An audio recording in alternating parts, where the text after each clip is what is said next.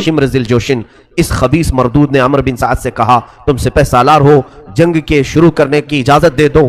اسی اسنا میں حر بن یزید جو 1000 کا لشکر لے کر سب سے پہلے امام حسین کے پاس آیا تھا، اس نے آ کر کے پوچھا اے لوگو کیا تم صحیح میں حسین کے ساتھ جنگ کرنا چاہتے ہو؟ حقیقت میں تم لڑو گے امام حسین کے ساتھ؟ تو سبوں نے کہا ہم آئے اسی لیے ہیں کہ حسین کے ساتھ ہم وہ سلوک کریں گے کہ دنیا یاد رکھے گی۔ اس وقت حر بن یزید نے کہا اے لوگو کیا تمہیں ڈر نہیں لگتا؟ کیا تمہیں ڈر نہیں لگتا کہ حسین بن علی کے ساتھ لڑنے سے تمہاری آخرت خراب ہوگی، عاقبت برباد ہوگی؟ لوگوں نے اسے تانا مارنا شروع کیا کہ تو وفادار نہیں ہے، یزید کو ہم خط لکھ کر کے بھیج دیں گے، 1000 کا لشکر دے کر کے تجھے بھیجا گیا تھا حسین کو گرفتار کرنے کے لیے، تو اب بہکی بہکی باتیں کر رہا ہے۔ حر بن یزید فوج سے الگ ہو کر درمیان میں کھڑا ہوا، اپنے خیمے کے پاس آیا، اس کے گھر والے بھی تھے، اس کی بیوی اور اس کا بڑا بیٹا بھی تھا۔ انہوں نے دیکھا کہ حر کانپ رہا ہے اور بہت زیادہ جسم میں تھرتھراہٹ آ گئی۔ گھر والوں نے پوچھا حر یہ کیسی کپکپاہٹ ہے، کیسے کانپنا ہے؟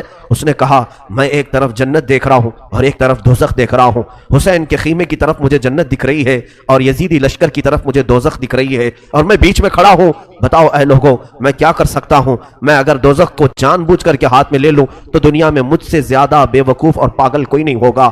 یہ سنتے ہی اس کی بیوی نے کہا اے حر آپ کے دل میں جو بات ہے وہ عمل کر جاؤ، جو دل تمہارا چاہ رہا ہے اس پر عمل کر جاؤ۔ حر نے فوراً اپنا گھوڑا دوڑایا اور اپنے بیٹے کو لیا، اپنی بیوی کو لیا، سیدھے امام حسین کے خیمے میں آیا۔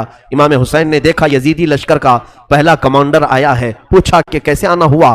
ابھی تو کوئی جنگ کی بات نہیں ہے۔ حر بن یزید نے کہا نہیں، جنگ کا طبل بج گیا ہے اور اعلان ہو چکا ہے کہ اہل بیت کے سر اڑائے جائیں گے، تیروں سے آپ کے جسم چھلنی کر دیے جائیں گے۔ میں اس لیے لشکر یزید چھوڑ کر آیا کہ مجھے رب نے ہدایت دی اور مولا مجھے تمہارے قدموں میں ڈال دیا۔ اے حسین کیا میری بخشش کا کوئی راستہ نکل سکتا ہے؟ میں ہی ہوں جو آپ کو یہاں اترنے پر مجبور کیا، میں ہی ہوں جو آپ کو کربلا کے میدان پہ لے آیا۔ حر نے کہا کیا میری بخشش ہو سکتی ہے اگر میں اس عمل سے بھاگ جاؤں؟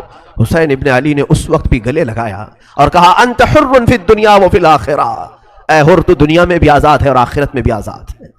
یہ اہل بیت کی شان ہے۔ اخیر وقت میں وہ آیا، حسین ابن علی نے گلے لگا لیا اور اس کے بعد حر نے کہا اے حسین آپ حکم فرمائیں، میں آپ کی طرف سے سب سے پہلے لڑنے کے لیے جاؤں گا۔ آیا تھا یزید کی طرف سے، اسی کو کہتے ہیں مولا کی